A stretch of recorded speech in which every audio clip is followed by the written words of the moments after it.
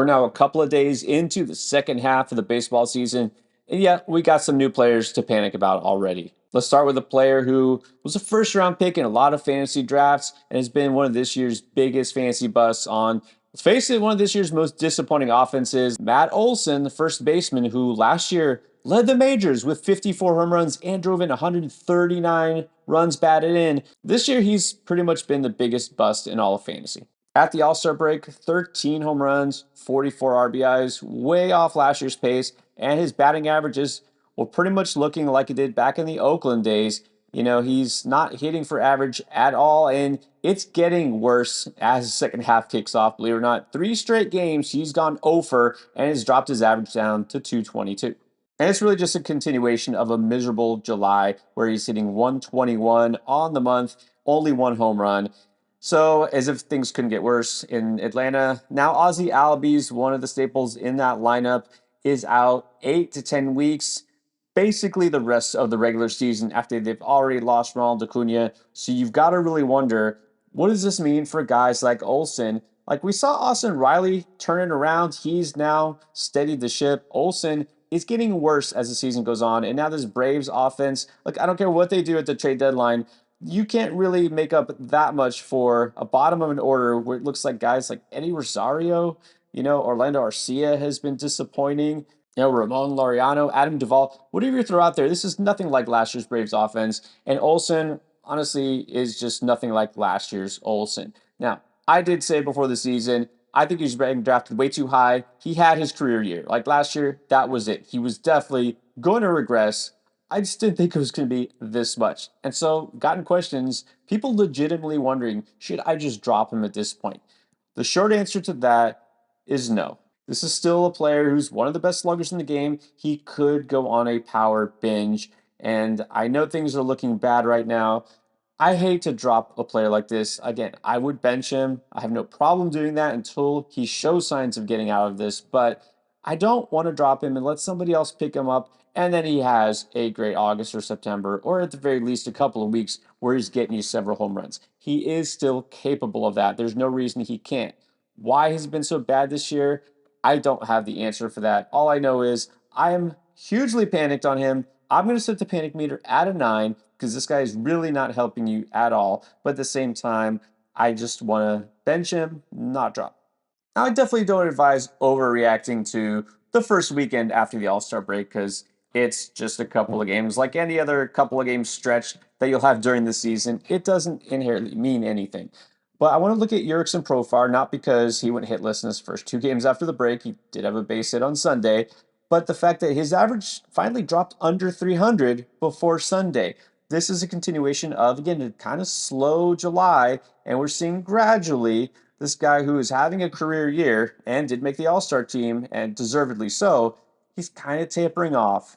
In July, he's hitting just 222, but also he's only got 4 RBIs. Now, this is the thing with Profar. Decent, but not great power. He's not really a base stealer anymore. His main thing, besides the average, which was really great throughout the first half, was he was driving in so many runs. That's what's driving his fantasy value. But slowly, we're seeing the RBIs slow down, and we're seeing this whole Padres offense slow down. At some point, yeah, they'll get Tatis and other guys back, and you'd think they would pick things up, but you've got to wonder about the second half for the Friars. Are they really going to be an explosive offense? And is Profar really going to keep it up all year? So this is part of my concern is, look, did we see this guy have his career half of a season already? I think we're deep enough now into the season where, yes, you can sell high on Profar because he's been doing this pretty much all season long up to this point.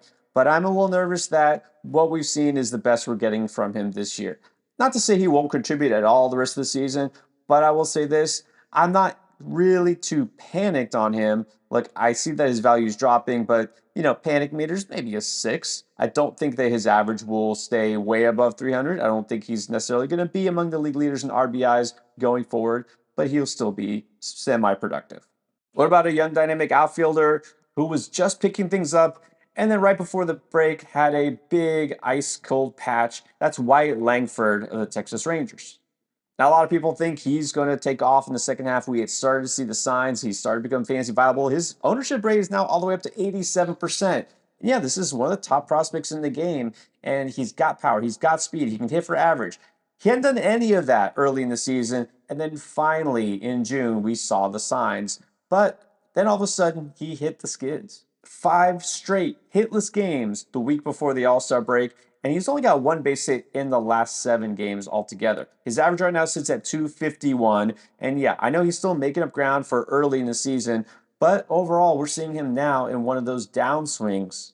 And it's not just the average, it's also the fact that the counting stats are drying up as well. In July, only 1 home run, only 1 stolen base. So then you got to ask yourself, what is he really giving my fantasy team at this point? That said, I'm not giving up on Langford. Now, I actually don't think that in a 12-team league or deeper, he has to be held, but if possible, I will hold him. His panic meter right now is about a 5. Like, I don't necessarily think that this is a player who's going to continue to take off. We have seen Jackson Churio right out of the gate hot in the second half. Langford, it's going to take a little more time, I think, before we see the full extent of his potential. It's still there. I think it might stay completely untapped for a little while longer, though. Should we say the same for last year's breakout outfielder, Josh Lowe, in Tampa Bay? This season been big disappointment for him. Partly he missed time early because of injury, but since coming back, hasn't really quite put it together yet. Last year, remember, he hit 292 with 20 home runs and 32 stolen bases. Just a fantasy stud. And this year, just not good enough. 5 home runs, just got his 9th stolen base. The batting average is down to 216. Besides just the fact that the stat line isn't great, there's 2 real reasons to be concerned about Lowe. First of all, he just does not play against left-handers. And in fact, it's not just that he doesn't start against left-handers. Even we just saw this over the weekend in a game where he started, he was pulled late in the game for Johnny DeLuca because the other team went to the bullpen, left-hander came in, and so Lowe sat out. So far this season, 2024, he has a grand total of 16 at-bats against left-handed pitching. And there's a good reason because even in those 16 at-bats, he's hitting just 125. I mean, this team clearly does not have confidence in him playing against a lefty. Last year, he was actually pretty good against lefties. This is part of the reason behind his breakout is because when he wasn't there against lefties, he could be trusted. He actually hit lefties very well, especially against the fastball. This year, I mean, forget it. If it's not a fastball, he's not even touching it. And even against the fastball, not very good. But the simple point is he's just not getting those ABs. He's not a full-time player. Not that Tampa really uses a whole lot of full-time everyday players at the positions, but even so, Lowe is just definitely not playing against lefties. You limit his ABs, you limit his effectiveness. Like altogether, this is a guy who is now on the bubble, maybe not even needing to be rostered in all fantasy leagues. All that said, panic meter right now low. I'll put it at a 7, not higher because there is still some upside here. Tampa Bay in the second half. I mean, what direction are they going to go in? Are they just going to go with the youth movement here and just call it a season and rebuild? Are they going to sell? Well, it's hard to say at this point right now. Lowe will still get enough at bats where he can be relevant, but man, I would definitely be nervous. All right, on to pitching. Let's get to that Yankees rotation. A lot of reasons to be concerned, but I think the biggest issue right now is with Nestor Cortez just giving it up lately. Against that very Tampa Bay offense that has struggled most of this season, he gave up 3 home runs in 1 game on last Saturday. He only lasted 4 1/3 inning. Oddly enough, that's become the trend here. In 3 of Cortez's last 4 starts, he's only lasted exactly 4 1/3 inning. And his problem has been just that, the long ball. 3 homers against Tampa, at least 1 home run in 5 straight starts. He's among the league leaders, not in a good way, as far as home runs allowed. In fact, only 2 pitchers have given up more home runs on the season than Nestor Cortez. Now, with Cortez, his whip is actually pretty good because he has a very low walk rate, which is good, but just way too much hard contact allowed. With that said, with Cortez, I'm not quite as concerned as maybe I should be because I like a guy who at least is showing that he's got command. I mean, if he can learn to spot those fastballs a little bit outside the zone and maybe not throw so many meatballs, it is possible. It's doable. We've seen him do it. And look, giving up home runs in and of itself isn't the worst thing. There's plenty of great pitchers who've had amazing seasons being among the league leaders in home runs. Justin Verlander, notorious for giving up lots of home runs and still being one of the best pitchers out there. So with Cortez, I'll put him at a 6 as far as panic. I still think he's got value rest of the season. I think he's 6 in that rotation rest of the season. And this is definitely a rough patch, but I think he can get over it. I can't say the same though for Jordan Hicks of the San Francisco Giants. Like a lot of fantasy owners have already caught on and started to drop him. His ownership rate is now just barely half of all fantasy leagues, and I think it's going to continue to steadily drop.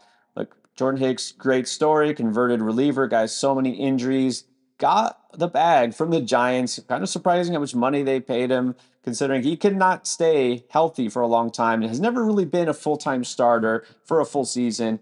He was great early on, but now we've seen what happens. He just cannot last. Believe it or not, the last time he went as far as 6 full innings in a game, which is also the last time he actually threw a quality start, was at the end of April. That's right, you can almost guarantee these days you are not getting more than 5. You're definitely not getting a QS out of Jordan Hicks. And this has just become a very obvious, steady trend as we can see throughout the season. Each month, his batting average allowed continues to rise. His ex-WOBA continues to rise. This guy who I think is just gradually running out of steam. You know, it's understandable. This is something that we kind of could all see coming.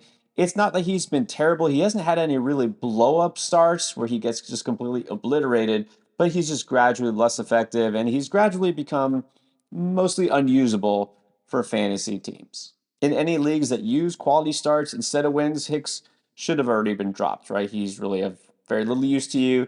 And in all those other leagues, he's pretty much droppable too. If you're forced to cut ties with any of those players, you'd have to make room for some new blood. Who are the players you should pick up on the waiver wire? Got you covered. Check out this latest waiver wire video to get you started in the second half the right way.